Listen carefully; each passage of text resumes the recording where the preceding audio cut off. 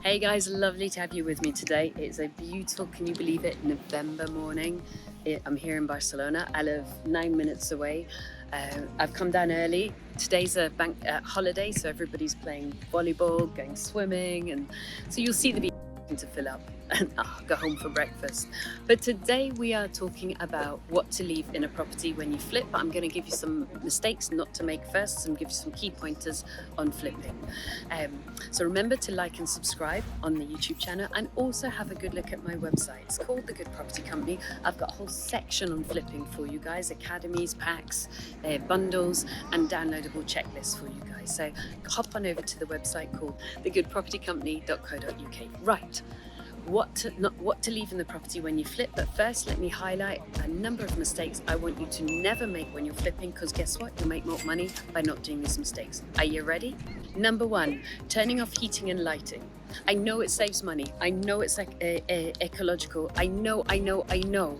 But the difference between somebody walking into a cold, unlit house and somebody walking into a warm, beautifully lit house is chalk and cheese. Why do you think shops have got really great lighting displays when they're displaying things? You are retailing a property. So if you want to save energy, go in there 20 minutes before the viewings and turn them on, and then turn it off straight afterwards, okay? But don't let them go into cold, unlit houses. Mistake number two, no dressing kit. What, are you selling a shed? White walls, beige carpet? Oh, look at that dovetail joint. Oh, lovely. No, you're selling a lifestyle. Have an amazing dressing kit. Mistake number three. Mistake number three is not understanding who your buyer is. Are you selling to first-time buyers? Maybe. If so, what do they like? They'll want en-suites. They don't mind American-style kitchens, i.e. in the living room. That gives you the opportunity to make another bedroom out of the former kitchen. Are you selling to downsizers? I like selling to downsizers. Why? Because they got money. They've usually sold their houses. They know how to buy and sell houses, and they've done this whole process before. So they're not kind of going, oh, I'll let the lawyer run it.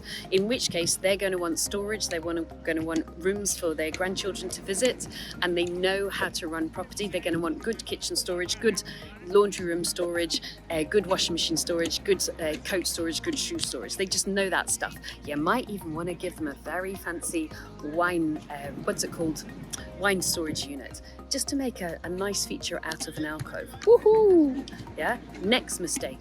The next mistake is not having great photos and videos. What planet are you on? What century are you in? We're in an Instagram world. Everything has to be photographed to the nth degree, and they love videos as well. So make sure you've paid for a photographer. I don't like to let my estate agents do the photography, because they don't employ professional photographers.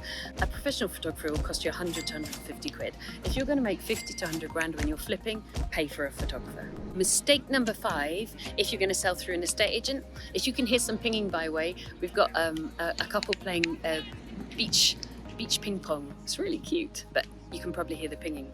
Mistake number five, if you're selling through an estate agent, is not teaching them about the property.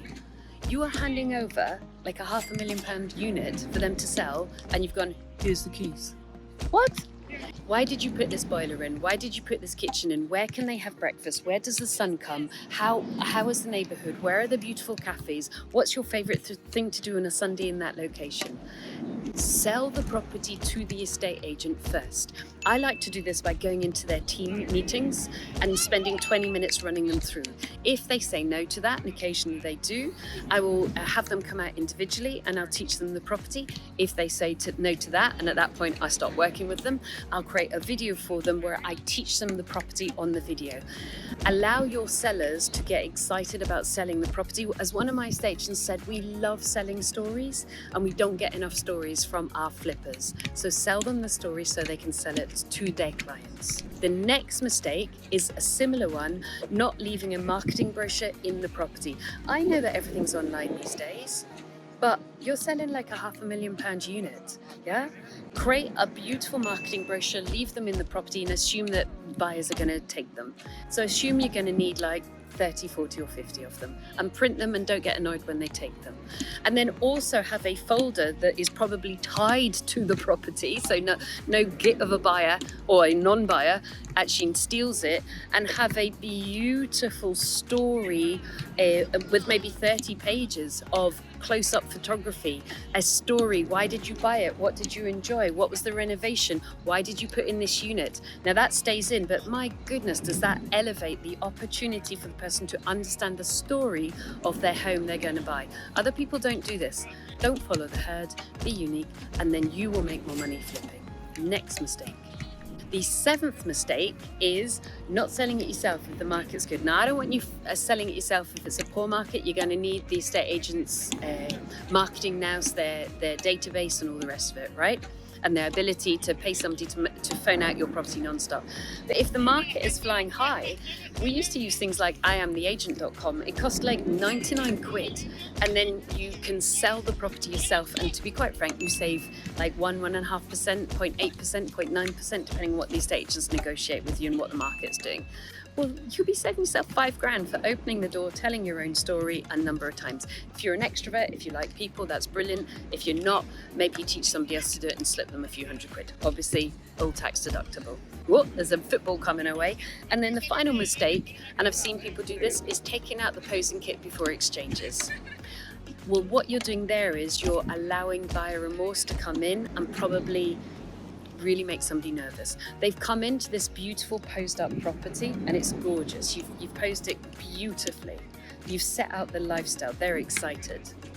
They will definitely want to come back formally to view it again, or they may well come back informally and just peer through the windows at night time.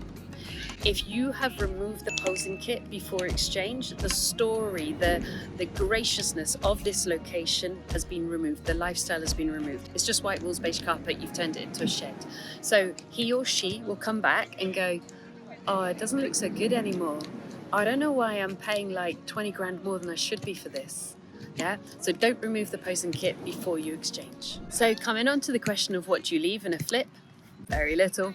To be quite frank, very little. If you've done integrated appliances, obviously you leave those. Like usually an integrated fridge, an integrated dishwasher, an integrated washing machine, if you've done them. If you've put in white goods, but they're not integrated, just to show where they would go, why would you leave them? A fridge, freezer, a washing machine and a dishwasher is going to cost you about 1,000 quid. No, just put it in the contract that white goods are not included, and then boom, boom, boom, you bump them to the next 5 flips and then you pop them in a property of yours and then they do business with your tenants for the next 10 years. Why would you give somebody £1,000 if you don't need to? I mean, I tend to do integrated, but in the low economic social areas, I'll definitely do non-integrated, and then those white goods come straight out. So what you leave is white walls, your beige or your grey carpets, your light bulbs, don't be a real meanie, probably your £2.99 round IKEA lampshade. I don't tend to take out curtain rails. The reason for that is if I take out the curtain rail, I then have to pay the handyman to fill in the walls. It's just not worth it when you can buy curtain rails for 20 quid. But I wouldn't normally leave things like the curtains. So you're literally leaving the fixtures and fittings, but taking everything else out. But I've just saved you £1,000 on the white goods. And I've just helped you with 8 important mistakes not to make when you're flipping, yeah? And I've helped you buy the white goods 5 times over, put them in 5 flips if you don't use integrated, and then whack them in a rental, and then they do business for the next 10 years, washing your tenants' smalls. So I hope that was helpful for you guys. If so, please like YouTube channel, and also definitely hop over to my website. It's called thegoodpropertycompany.co.uk. Got a whole section for you on flipping, whole section for you on deal sourcing, whole section for you on raising finance. I've got downloadable checklists, downloadable packs, fantastic 60-day academies, and occasionally live webinars, and definitely online webinars that you can listen to straight away. So a brilliant website for you to go over. I just want to wish you good luck.